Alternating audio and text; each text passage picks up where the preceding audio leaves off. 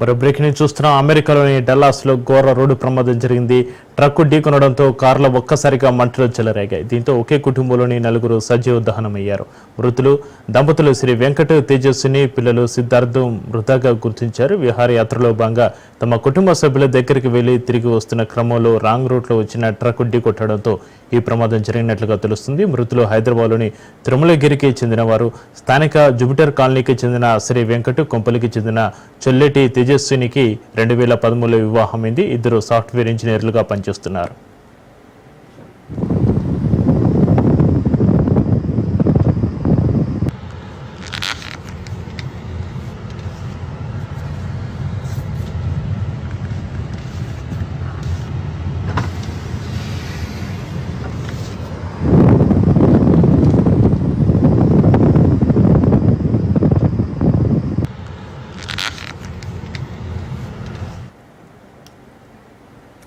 అమెరికాలోని డల్లాస్లో ఘోర రోడ్డు ప్రమాదం జరిగింది. ట్రక్కు ఢీకొట్టడంతో కారులో ఒక్కసారిగా మంటలు చెలరేగాయి. దీంతో ఒకే కుటుంబంలోని నలుగురు సజీవ దహనమయ్యారు.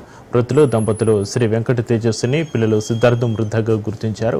విహారయాత్రలో భాగంగా తమ కుటుంబ సభ్యుల దగ్గరికి వెళ్లి తిరిగి వస్తున్న క్రమంలో రాంగ్ రూట్లో వచ్చిన ట్రక్కు ఢీకొట్టడంతో ప్రమాదం జరిగింది. మృతులు హైదరాబాద్లోని తిరుమలగిరికి చెందినవారు. స్థానిక జూపిటర్ కాలనీకి చెందిన శ్రీ వెంకట, కొంపలికి చెందిన చొల్లెటి తేజస్వినికి 2013లో వివాహమైంది. ఇద్దరు కూడా సాఫ్ట్వేర్ ఇంజనీర్లు.